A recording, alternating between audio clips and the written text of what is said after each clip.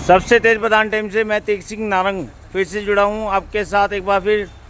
थाना कनखल राष्ट्रीय बजरंग दल के अध्यक्ष विशाल राणा जी पहुँचे हैं थाना कनखल में ज्ञापन देने।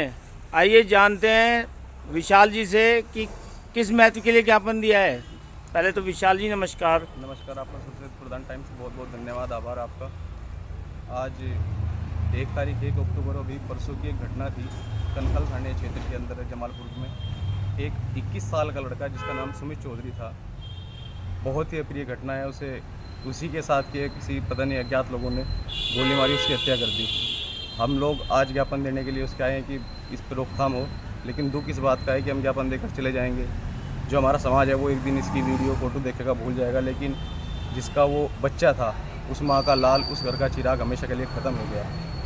मेरा उन सभी युवाओं से निवेदन है जो 16 साल, 15 साल, 17, 18, 22, 23, 25 साल तक के जो लड़के हैं, उन सभी से निवेदन है आप सभी इस चीज़ को ज़रूर देखें कि आप किन लोगों के साथ बैठ रहे हैं, कहाँ बैठकर आप रात को घूम रहे हैं, क्या वो लोग आप सामाजिक हैं, क्या उन लोगों के साथ आपको बैठना चाहिए, उन लोगों के साथ बैठने से आपको कितने फ़ायदे और कितने नुकसान हैं।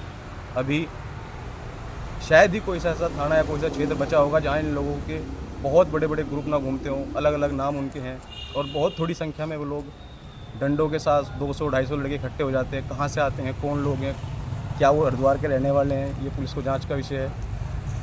हमें हरिद्वार पुलिस पर जो एसएसपी हमारे कप्तान साहब, एसपी सिटी साहब हैं, उन पर पूरा भरोसा है, कनखल पुलिस पर पूरा भरोसा है। उसे तो वो ढूंढ ही लेंगे जिसने गोली मारी है, कानूनी कार्रवाई भी होगी। लेकिन दुख इस बात का है कि आखिर हमारे शहर का युवा जा कहाँ रहा है, ये नशा किसके कहने पर बिक रहा है, वे कौन लोग हैं जिससे पूरे शहर का माहौल ख़राब चल रहा है।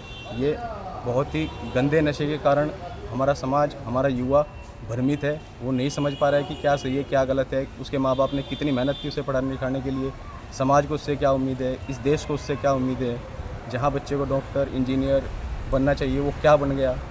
ये जो गाने आ रहे हैं हमारे यहाँ से, उनका कितना प्रभाव पड़ रहा है। ये गाने यहाँ बंद होने चाहिए, प्रतिबंधित होने चाहिए उत्तराखंड में। जब हरियाणा सरकार ने हरियाणा में बंद कर दिया तो यहाँ भी बंद होने चाहिए। ऐसे गानों का बहुत प्रभाव पड़ता है। मेरा फिर से सभी बच्चों से निवेदन है, आप सभी सामाजिक कार्यों से जुड़ें, संगठन से जुड़ें अगर आपके पास समय है।